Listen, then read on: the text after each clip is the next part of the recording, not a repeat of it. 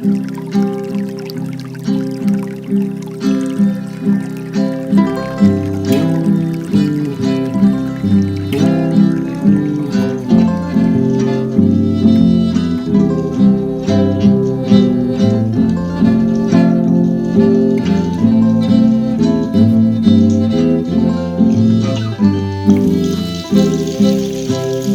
nasci no interior da Bahia, numa cidade chamada Mundo Novo, que fica na região da Chapada Diamantina. Com 4 para 5 anos de idade, eu vim para São Paulo. Cheguei aqui no final de 83, início de 84. Morei boa parte aqui desse tempo na região da Zona Oeste. Vim para a região do Butantã, morei um tempo em Pinheiros, Lapa, mas boa parte da minha vida foi aqui no Butantã.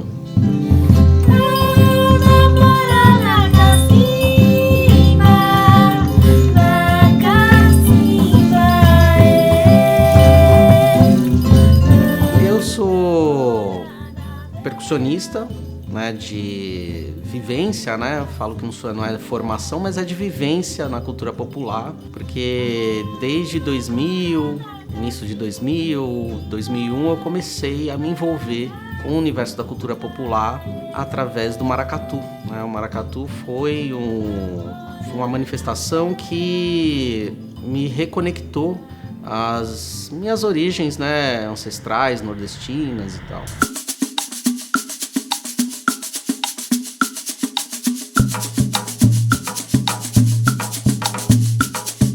Ao longo desse tempo, eu participei de vários projetos da fundação de alguns grupos. Fui diretor musical de outros coletivos também, onde fiz parte e fui me envolvendo. Já trabalhei como sonoplasta, fui fundador de companhias de dança, de percussão. Gosto de movimentar e mobilizar a minha rede de amizades, promover, fomentar a cultura no município de diferentes formas, através de encontros de grupos, através de oficinas, né? Recebendo mestras, mestres. Então a gente, como agitador cultural, juntar as pessoas para fazer arte, né?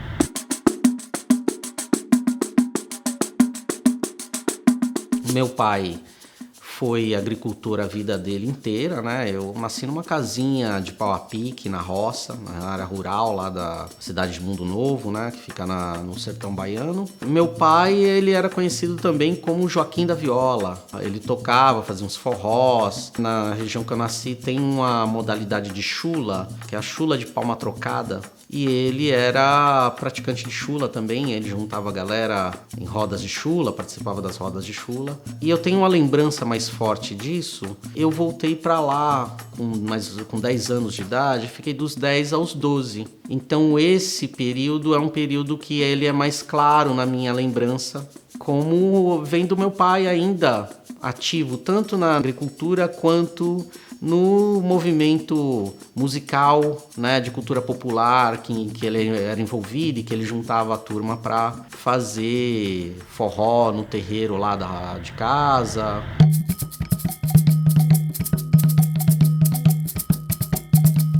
Na minha adolescência, até pelo fato de ter crescido em São Paulo, eu acabei me envolvendo com muitas expressões urbanas, né, culturais. Andei de skate, fui envolvido com o movimento de grafite, pichação, né? Inclusive meu apelido Jet vem dessa época, né? Fiz parte do movimento punk, né, nos anos 90.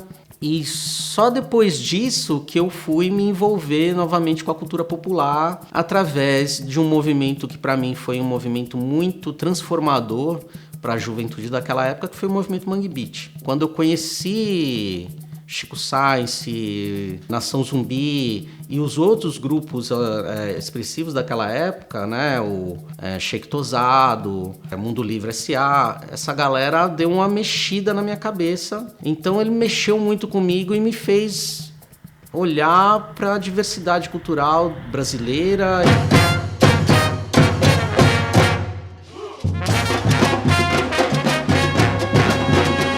Descobri o maracatu depois de um tempo, né, um pouco tempo depois, através das oficinas do Vira-Latice, de percussão, onde eu comecei a conhecer o maracatu como manifestação de fato.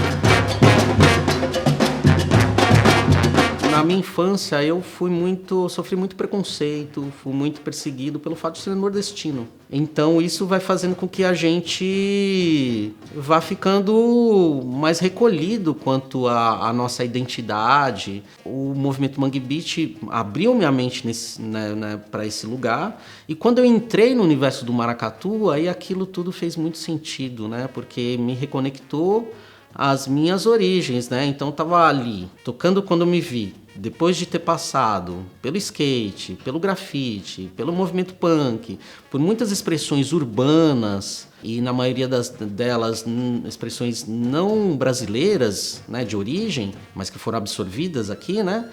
Eu me vi anos depois tocando tambor, um instrumento brasileiro de origem nordestina, cantando toadas, me conectando com o tambor, com aquelas energias. Parei para pensar, poxa, cara, isso daqui é do Nordeste, isso daqui tem a ver com a minha origem, isso tem a ver com a minha história.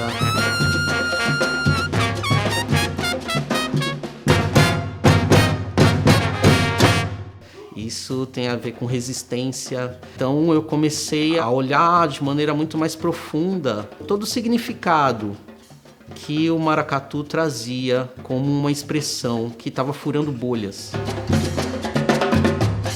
O tambor, ele me levou de volta para as minhas origens. Então, a partir dali, eu fui me reconectando com a cultura popular como um todo, mas principalmente com a minha ancestralidade nordestina, né?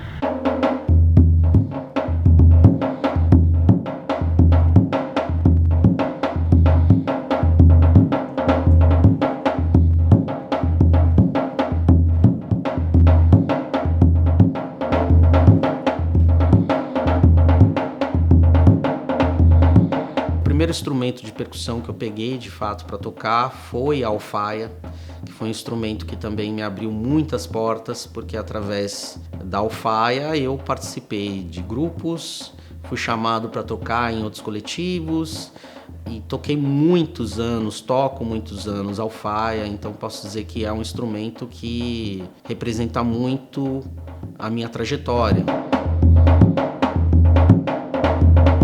Um outro instrumento que eu me interesso e me encanto profundamente é o pandeiro. Além de versátil, é um instrumento muito portátil, né? Fácil de carregar, você consegue carregar no ônibus, na bagagem de mão. Dois instrumentos que eu não posso deixar de fora é a zabumba, que é um instrumento também com muitas possibilidades, maravilhoso, né? Você tem o grave, tem o agudo ali, também me reconecta com o Nordeste, né? E o timbal, que também é um instrumento aí que do começo do Cangaruçu vem me debruçando sobre ele, que é um instrumento também muito rico em possibilidades e que eu aprendo muito com esse instrumento aí. Lá no sertão, cabra macho não ajoelha, nem faz parelha com quem é de traição. Puxa o facão, risca o chão que sai sem telha, que tem vez que só mesmo a lei do cão. Algo que me marcou muito foi quando, uma das vezes que eu fui para Igaraçu, que é onde fica a sede da Nação Estrela Brilhante de Igaraçu, eu participei do processo de construção de alguns tambores, onde eu entendi essa relação muito forte com a natureza que cerca a comunidade do Estrela Brilhante, né? Então, o tambor é feito com uma palmeira que só existe naquela região. A baqueta é feita com uma madeira que só tem naquela região. Essas conexões que demoraram gerações para serem construídas, né? Meu candeeiro encantado.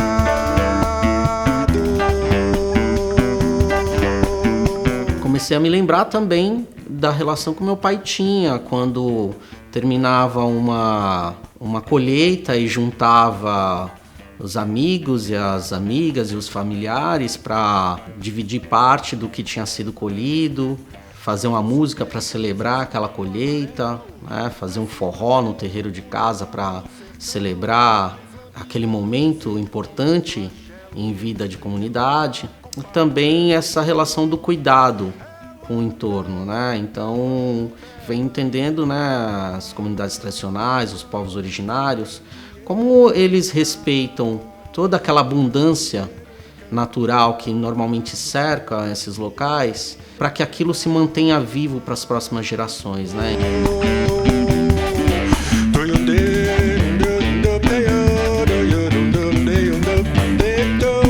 Mais ou menos isso que eu venho entendendo dentro do universo da cultura popular e dessa conexão que acontece hoje na Joia, o que a gente faz aqui. Então eu, por exemplo, quando vou tomar meus banhos de floresta, trabalhar essas conexões musicais, ancestrais, um dos lugares que eu mais gosto de tocar e de levar meu tambor para poder me expressar artisticamente é no Parque da Joia, né? Que é um espaço onde eu gosto também de ficar conectado com a natureza, com os animais e, né, lá é um lugar que tem muitas aves e então é um espaço que eu gosto de muitas vezes fim de tarde levar o meu tambor e tocar, fazer música.